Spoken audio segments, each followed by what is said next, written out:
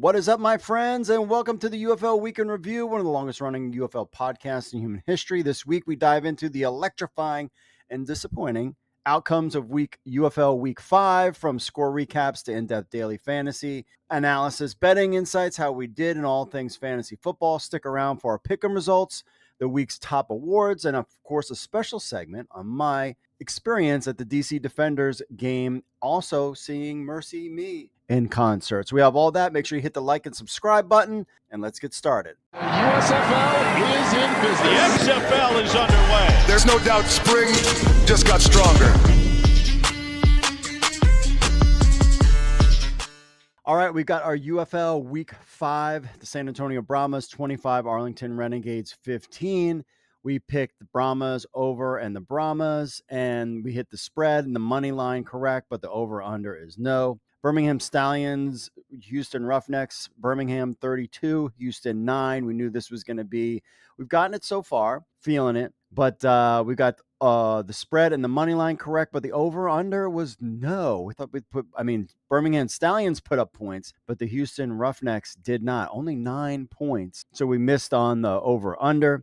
Battlehawks, DC Defenders. I know I was going with a homer pick. If I didn't do the homer pick, I would have went Battlehawks over Battlehawks.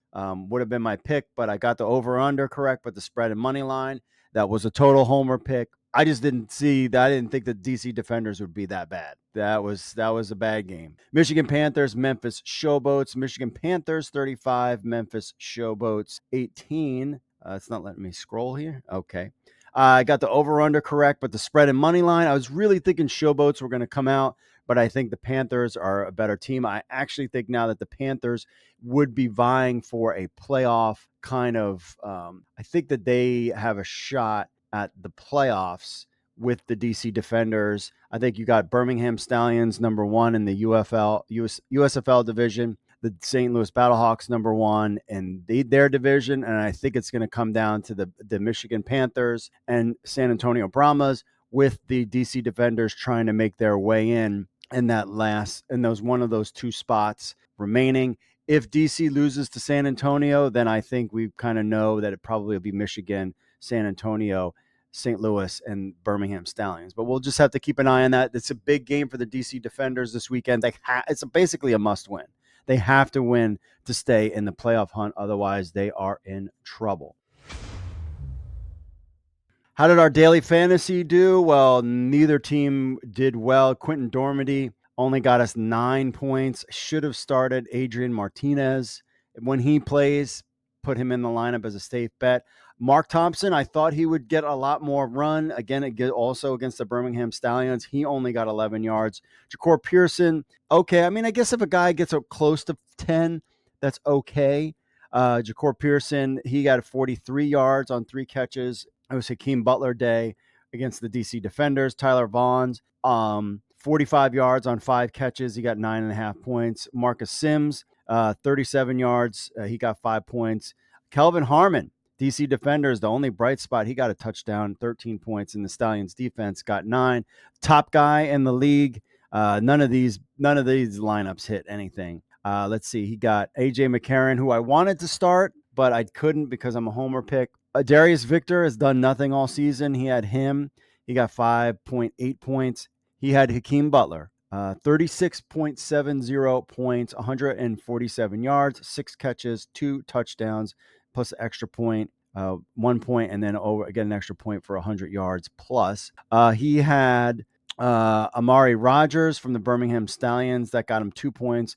Another guy who had a good weekend, John Lovett of the San Antonio Brahmas. He had a good game with 95 yards and 2 touchdowns, played really well. And he's got JP Payton now, and there was Javante Payton. He had 119 yards on 9 targets and a touchdown, so that was a big one too. And then the Brahmas defense. So the DFS picks is always tough because there's just so few to choose from. But we did not do well this week. I don't even know if I've won any of these weeks so far. We took Jim's picks too. Those did better than mine, but still no winners in that respect either. He also went with Quentin Dormady. So I think we have to really stick now that the DC Defenders are out of the AJ McCarron sphere, a guy like AJ McCarron, a guy like Adrian Martinez are basically your two best bets when it comes to starting fantasy. I'm not sold on Quentin Dormady. 3 interceptions, Jordan Ta'amu. I don't think he's got any wide receivers. So it's now we're going down the home stretch. We're halfway through the season. Now everything is kind of shaken out aside from injuries, but now we kind of know who to go with if we can hopefully make a run in our DFS lineups going out for the next couple weeks. In football, every play counts towards the win, just like every click counts towards growing your business. At CM3 Solutions, we're the game changers you need. With our cutting-edge SEO strategies, we'll put your business in the top league, ensuring you're seen by the fans that matter most, your customers. And when it comes to web design, we craft winning plays with stunning websites that not only look great but perform. From the first click, your audience is engaged with user-friendly designs that score big on customer satisfaction. Need a custom app? We've got the playbook to bring your vision to life, enhancing your digital presence and driving your business forward. So, whether it's SEO, web design, or application development, team up with CM3 Solutions. Let's score those business goals together. CM3 Solutions, where your business wins. Visit us today at cm3solutions.com.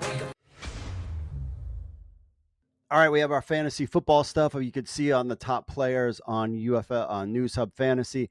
Hakeem Butler, 32 points. Troy Williams, 28 points, though he did have some interceptions. Adrian Martinez, not a lot of touchdowns, but a lot of rushing yards, 26 points. Wes Hills, 26 points. John Lovett, 25. Javonta Payton, JP, 24 points. Justin Hall, Roughnecks, 20 points. Adrian McCarron with 20 points. Dawood Davis, 20, and Luis Perez at 17. For our listener league, 58 points for me, with Jordan Ta'amu not doing well, but John Trey Kirkland got me 12, and Andrew Smith of St. Louis got me 14 points, so keeping pace with T Player. Leading the way, got 73 points. Who's on his roster? Who's T Player got on his? But he leading the way. I'm in second place. Who does he got? AJ McCarron, Jacob Saylors, Hakeem Butler right there. And Benjamin Williams, Cody Latimer, and Chris Lewitt is kicker. So he got guys that didn't even get any points. Doing well for that. On the standings for the Writers League, I am not doing well. I am 1-4 at the bottom. A Brahma Stampede is at top, 5-0. Did not do well this week again with the 82 points. Or did I? That's pretty good points. Let's go check a look at week 5. I didn't look at this. Week 5, we had Omar losing to Use the Schwartzstein, Jetpack beating Snap Jordan. I got my first win. Oh, no, I'm sorry. This is week 5. Here we go. Use the Schwartzstein. I beat. That's my first win of the season, 82. I got the highest points total there. Brahma Stampede beat Snap Jordan. And then JPack beat Omar. And there you have it. So I got my first win of the season. Yay me. Hopefully that streak will continue so I can move up the rankings. But got off the snide, got the first win of the season. Now, we also have a pick'em game. It wasn't working. Now it's working. So basically what you could do is you get 5 points for the winner, 10 points bonus for picking the total score, and then a 3-point bonus if you're within 400 of the correct attendance. I just got 13 points this past week. I've been playing around with it. You can see some of the guys. These are the top players from last week. This is something Ron is leading the way. Pick'em. So if you want to play a pick'em game, weekly pick'em, this is kind of one of those beta things that we're just trying out. But you pick basically the game, the score, and then the attendance, and then you get points for it. So we're going to continue to build off on this. It wasn't working for the week or two. It's working now. So again, another one of these features that we want to add. Also looking to add DFS lineup builder for you as well. And we're also working on the News Hub, the UFL News Hub phone app as well that has a big update coming out. So there's a lot of things going on right in the middle of the season. Yeah. So hopefully my goal is that for next season, as we do this through the CFL season, that it's just more and more stuff we can add to it. And then it'll be really rocking and rolling next year. But on to our award ceremony. unexpected MVP. This is a player from the weekend who exceeded expectations in a surprising way, not just a star player, but made a pivotal play or had a standout moment. Panthers running back Wes Hills, 82 yards, 3 touchdowns. Hello. That was huge. He was a guy that I was like, put him in your lineup every week. Then he kind of disappeared, came back with a vengeance. So definitely an MVP game for the Panthers and keeping them. They're basically looking good for a playoff spot. Hopefully the fans in Michigan come out to support them. The underdog spotlight, an underperforming team or player that showed grit or significant improvement. David Davis, Showboats. Showboats are not a good team. Their offense is not even that great. 101 yards and a touchdown on 16 targets. 16 targets. That shows you the level that they like him. I think he only had 6 catches on those 16 targets. But, I mean, I don't know why they would take Case Cookus out. I think he's better than Williams. But, yeah, a guy who, his team isn't doing very well, but certainly putting up numbers. Fantasy flops and fines. You can figure what that is. Flops. Mark Thompson, 11 receiving yards, 2 receptions, and 11 rushing yards. I thought that they were going to give him the ball a lot. That didn't happen. Defenders, Jordan Ta'amu, 101 passing yards, 1 TD, 3 interceptions. That was good. Not all his fault. I just think that the DC Defenders wide receiving core is not as good, and their running backs are not as good. It's like they focused on the defensive side of upgrading, but they lost all their wide receivers to the NFL. And some injuries, of course, have also played a role in the DC Defenders team. They're just offense just not clicking like it normally did. And I was like, oh, can we trade for like Darius Victor or something? Can we make some trades during the season? Like with some of these bad teams, they get a new guy, but Abram Smith, I assume, will be back next season. But some of these guys are like, just the pay and whatever is not worth it. So they're retiring, aka because of injuries and stuff. So we'll see where he comes back, if he comes back. And then Quentin Dormady, 164 passing yards, 3 picks, 1 interception. That's kind of the way he was in Orlando. He would have games where he didn't, and then all of a sudden he'd have games that a lot of interceptions. Makes me worried for the San Antonio Brahmas. Chase Garbles was playing well, and now without him, if he comes back, I don't know if Quentin Dormady is going to be the guy. So we'll have to kind of see what happens there. St. Louis Battlehawks, Akeem Butler, of course, we talked about him, 147 yards, 2 touchdowns.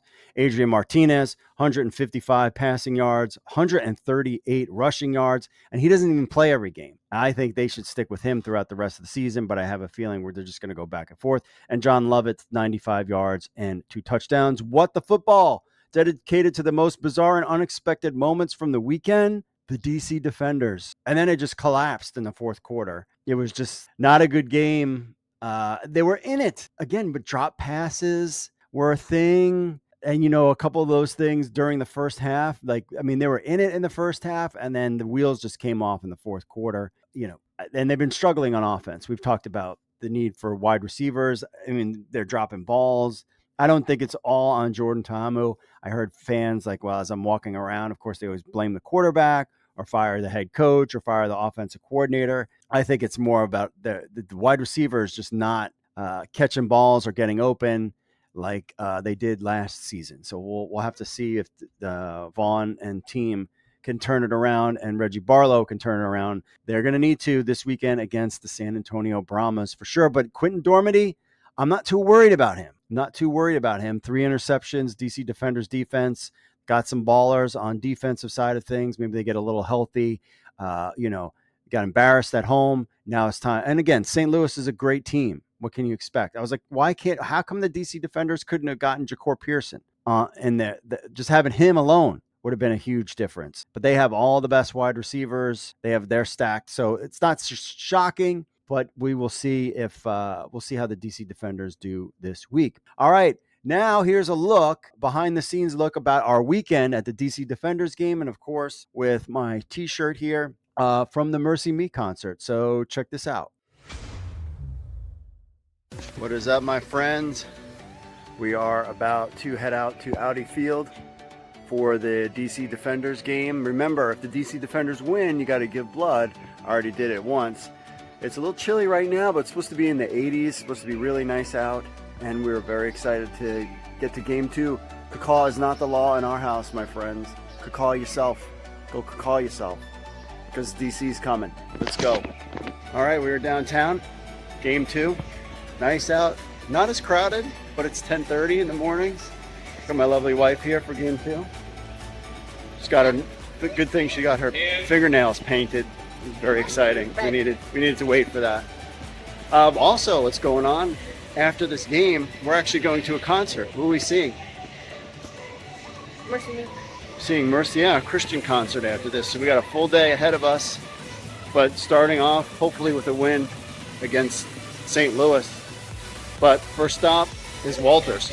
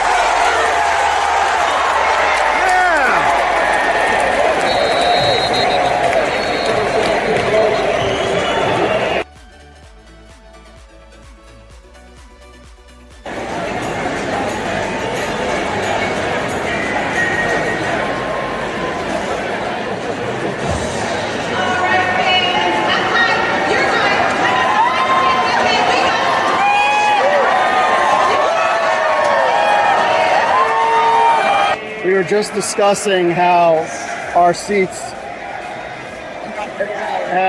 as the orange or the lemon ball gets taken away from the beer snake section, that it's just worth, just to come here to watch the beer snake section is worth the price of admission.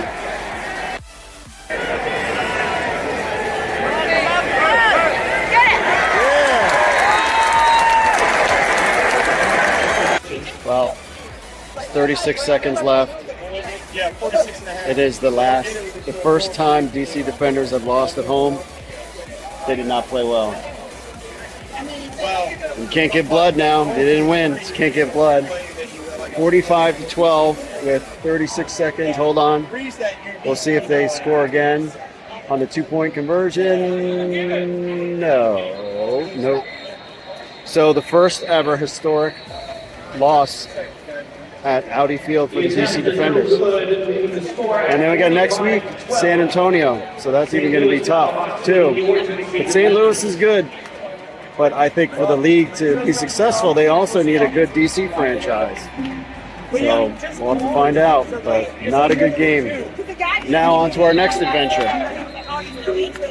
Take a nap and concert. And that brings us to the conclusion of today's game.